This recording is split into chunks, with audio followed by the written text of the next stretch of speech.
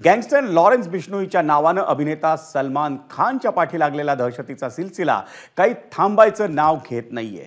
सलमान खानच्या Galaxy apartment या इमारतीच्या दिशेनं रविवारी गोळीबार करण्यात आला होता आणि या प्रकरणात मुंबई पोलिसांच्या गुन्हे शाखेनं 2 आरोपींना गुजरातच्या भुजमधून अटकही केली आहे। पण त्यानंतर परवा सकाळी लॉरेन्स बिश्नोईच्या नावानं एक ओला कार बुक करून ती गॅलेक्सी अपार्टमेंटच्या पत्त्यावर पाठवण्यात आली होती। त्या ओला कार चालकानं आपली गाडी ही गॅलेक्सी अपार्टमेंट जवळ थांबवली आणि लॉरेन्स बिश्नोईच्या नावानं कार बुक आहे त्यांना पाठवा असा हेका सुरक्षा रक्षकांकडे धरला।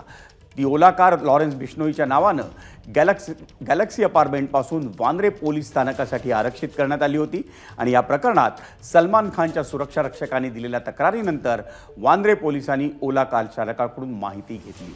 त्यानंतर वांद्रे पोलिसांनी ओला कार बुक करणाऱ्या आरोपीला उत्तर प्रदेशमधल्या गाझियाबादमधून अटक केली। त्या आरोपीचं नाव रोहित त्यागी असून तो अवघ्या 20 वर्षांचा आहे। या प्रकरणात रोहित त्यागीला 2 दिवसांची पोलीस कोठडी सुनावण्यात आली आहे। एबीपी माझा, उघडा डोळे बघा नीट।